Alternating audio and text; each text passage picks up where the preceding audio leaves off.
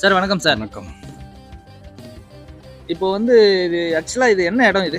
இது அதான் பாச்சலான இடம் பார்த்தீங்கன்னா எங்க மைக் இங்க இருக்குங்க. இப்போ நம்ம எங்க இருக்கிறோன்னா கேமரா மாற்றிக்கிறீங்க என்னங்க இருக்கிறோம் அப்படி போறா இப்படி வாடா. ஒரு இடத்துல நின்று பேசணும். இப்போ நம்ம எங்க நிக்கிறோம்னா தச்சூர் கோட் ரோட்ல நிக்கிறோம். இப்போ இந்த திருச்சி போறதுக்கு வந்து எங்க இருந்து வருது எங்க போகுதுன்ட்டு நம்ம விக்ரம கேட்டோம் தெரிஞ்சுக்கலாம். வணக்கம் விக்ரம். சொல்லுங்க விக்ரம். வணக்கம். வணக்கம் வணக்கம். இப்போ என்ன ஒரு சந்தோஷ் சார். என்ன கேட்க போறேன்னா இந்த பிரிட்ஜ் எங்க ஆரம்பிச்சு எவ்வளவு தொலைவு முடிய போகுது அது விளக்கம் கொடுத்தா நல்லா இருக்கும். இது வந்து அவுட்டர் ரிங் ரோடு. இப்ப நம்ம ரெடில்ஸ்ல already Minjur to Vandalur road இருக்கீங்களா, அது வந்து அந்த ப்ராஜெக்ட் முடிஞ்சு போச்சு, இப்ப மக்கள் பயன்பாட்டுல இருக்கு. இது வந்து நம்ம காட்டுப்பள்ளி துறைமுகத்துல இருந்து மகாபலிபுரம் வரைக்கும் இந்த ரோடு ப்ராஜெக்ட் வந்து டாட்டாவும் எல்என்டியும் சேர்ந்து இந்த ப்ராஜெக்ட் நடத்திட்டு இருக்காங்க.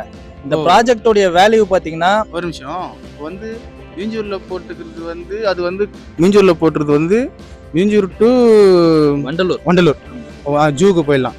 இப்போ இந்த பிரிட்ஜ் வந்து காட்டுப்புள்ளில இருந்து மகாபலிபுரம் அந்த இதுங்களா போய் பார்த்தலாம். ஆமா போயிடலாம்.